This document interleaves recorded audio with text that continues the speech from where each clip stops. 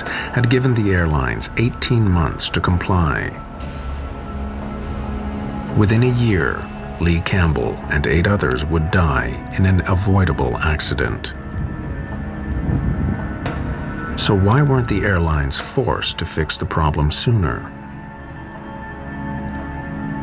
If these airplanes, these large commercial airplanes, are grounded, it's an economic disaster.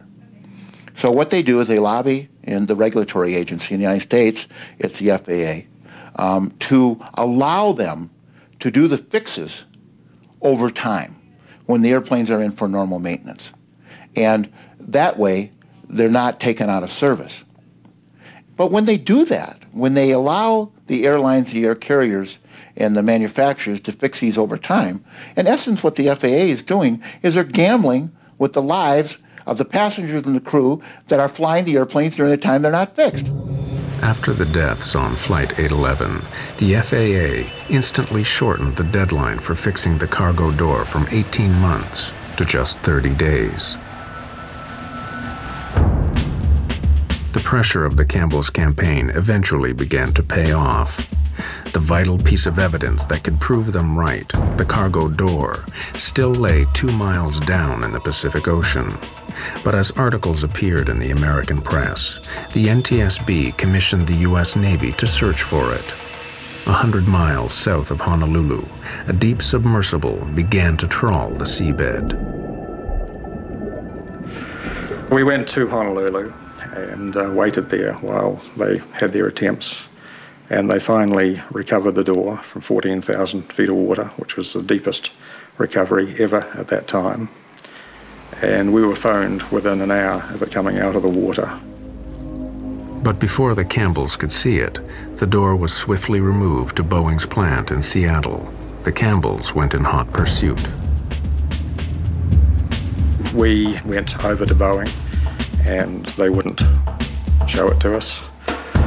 So they reckoned that the crucial pieces had gone to the NTSB. So again, we got in the car and drove across to Washington, D.C. We arrived at Ron Schleid's office, and Ron looks at his watch and he says, "I can give you 5 minutes." So about 3 hours later, we had the pieces that they recovered in our hand, and they acknowledged that we were definitely correct. It was an electrical malfunction. Finally, the NTSB publicly issued a revised report that concurred with the Campbells' version. There was an inadvertent failure of either the switch or the wiring that caused an uncommanded opening of the door.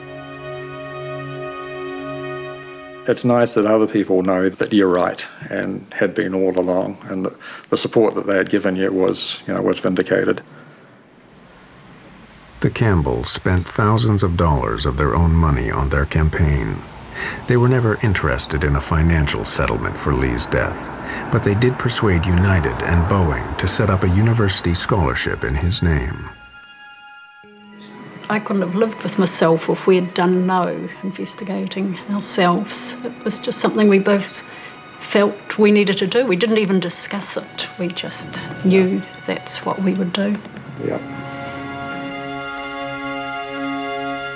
But despite long and public campaigns like that of the Campbells, critics fear that the airline industry has not learned the lessons from Flight 811. The regulatory agencies, they have a dual charge. One is to encourage aviation, and another is aviation safety. And when they get in a position where you have economics up against air safety, they tend to err on the side of economics rather than safety. Serious accidents caused by known defects have continued to occur. In the 1990s, known problems in aircraft de-icing systems led to crashes.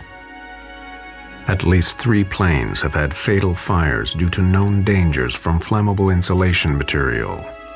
In 1998, a fully laden 747 blew itself up over the Atlantic when known faults in the old wiring ignited known hazards in the fuel tanks. Inevitably, experts are skeptical about the industry's record of balancing profit against prevention. And what the industry says, to go in and replace this wiring would ground all these airplanes, would be astronomically expensive, You know, one airplane every 10 years, one airplane every 5 years, 200-300 people, cost of doing business. Cost of doing business. And that's a great economic analysis, and unless your mother or your child is on board one of these airplanes that happens to pay the price for their economic satisfaction.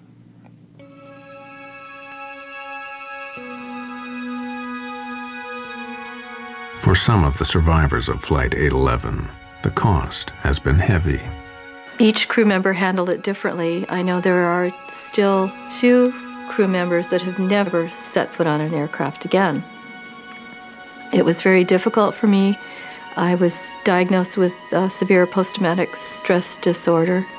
You can't reason, you can't think. Making the slightest decision is very difficult.